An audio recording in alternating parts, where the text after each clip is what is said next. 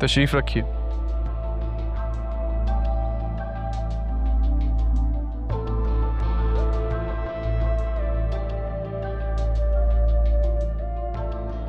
बताइए कैसे आना हुआ?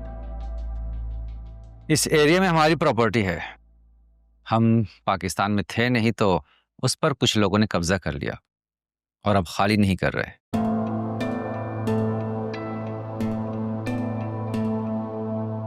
उल्टा हमें धमका भी चुके हैं वो लोग। ये तो पुलिस केस है। मैं अपने पीए से कहूंगा वो मुतलका थाने में बात कर लेगा। और कुछ? चाय?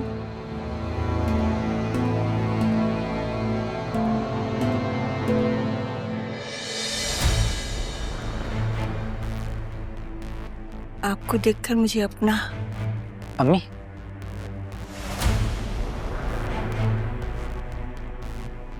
ये कौन है? मिसेस ज़ैनब सिकंदर हयात।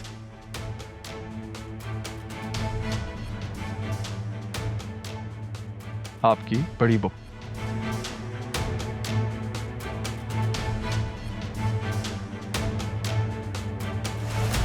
और आप?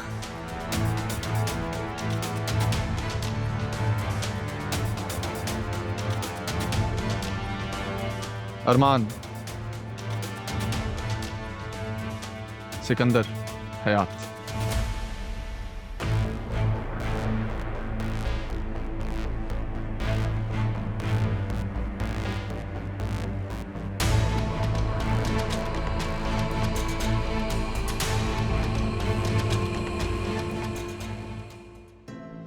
मैंने तो हमेशा कोशिश की कि उसका ध्यान अपनी मंजिल से ना हटे, वो अपने काम पे फोकस रहे, कभी ना भटके, कभी उस रास्ते का मुसाफिर ना बने जहाँ सिर्फ खसारा हो। और आज जब मेरा बेटा कामयाबी के इस मुकाम पर पहुंच गया तो मेरा दिल क्यों घबरा रहा है। मुझे ऐसा क्यों लग रहा है जैसे कुछ होने वाला है। जाने क्यों मुझे लग रहा है कि अरमान मुझसे बातें छुपाने लगा। ज़ैनब, कुछ सोच रही हैं आप? नहीं, बस ऐसे ही। मैं आई थी आपके पास, लेकिन आप शायद बिजी थी।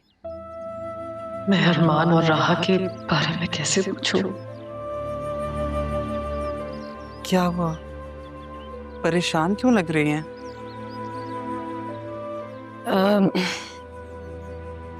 बस हदील की वजह से खामोश हूँ, वरना हासिया ने जो किया है उसकी सजा यहाँ नहीं तो वहां जरूर मिलेगी। क्या कह दिया उसने? मुझे बताएं। नहीं, कुछ नहीं। मैं यहाँ किसी और काम से आई थी। जी? ज़ैनब, आपने राहा को पाला है, उसके बारे में सब कुछ जानती है। हाँ तारा, मैंने इन्हीं हाथों में राहा को पाल कर जवान किया। मैं आपकी तरह माँ तो नहीं उसकी, लेकिन अपने अरमान से ज्यादा ख्याल रखा है मैंने आपकी बेटी का। आप जानती हैं पापा राहा की शादी जरियून से करवाना चाहते थे। हाँ। क्यों? क्या आपको ऐसा लगता है कि राहा किसी और को पसंद करती है? नहीं, उसने ऐसा तो मुझे कुछ नहीं कहा। और अरमान? मैं अरमान से पूछूंगी तारा। हाँ, हो सकता है राहा ने उसे कुछ बताया हो, लेकिन राहा ने अरमान को कुछ बताया भी है या नहीं? हाँ, बतूल और राहा में बहुत दोस्ती है। हो ना हो, बतूल जरूर जानती होगी, आप उससे पूछें। जान तो गई, कहीं ऐसा तो नहीं कि ये राहा का यकतरफा फैसला, वरना कुछ ना कुछ तो बताती। अगर ऐसा है तो मुझे इसे रोकना होगा।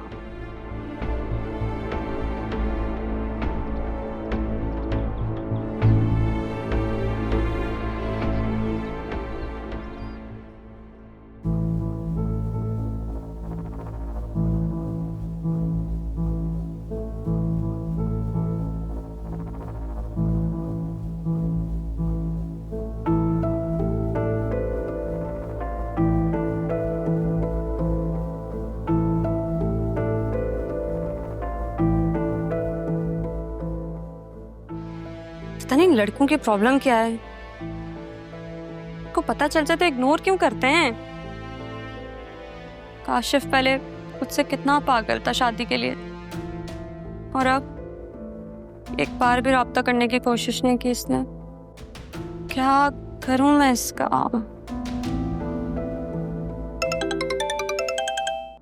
हेलो, अभी भी कॉल क्यों उठाई है? कब से कॉल करी थी, तुम मेरी कॉल क्यों नहीं अटेंड कर रहे? क्या चाहते हो मुझे, तुम आज बता दो काशिफ। अरे रुको, ब्रेक पे पहुंच दो। क्या हो गया है? बिजी था मैं। कहाँ बिजी थे?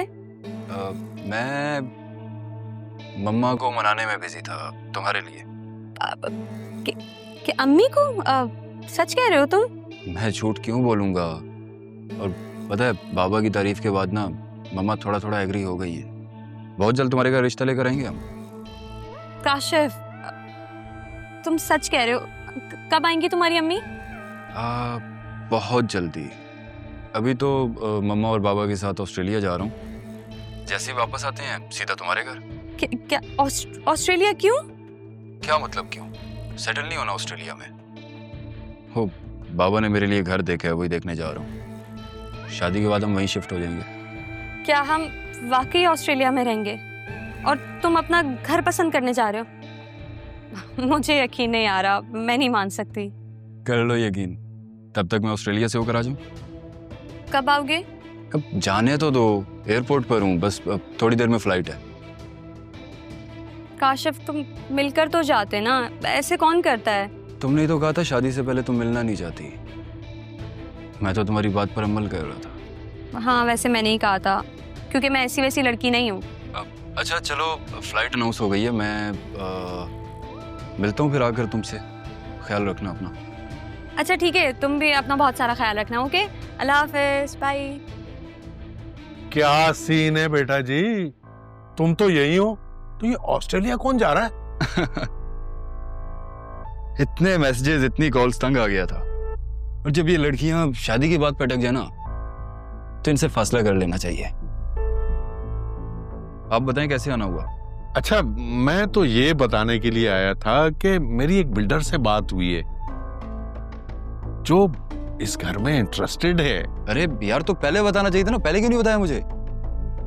अरे रिलैक्स बेटा, रिलैक्स। असल में वो भी शहर में नहीं है जब तक तुम भी ऑस्ट्रेलिया से वापस आ जाओगे। फिर तो इसी वीक आना पड़ेगा मुझे वापस। वैसे यार बड़े बेमुरवत हो, मेहमान के लिए कोई चाय, कोई बिस्किट, कुछ खाने पीने का इंतजाम होना चाहिए ना। सेहत के लिए अच्छा नहीं होता, लेकिन मैं लेकर आता हूँ आपके लिए। Very good, very good. अच्छा बात सुनो, साथ में कुछ बिस्किट भी ले आना। हाँ, अगर नमकीन हो तो चल जाएंगे।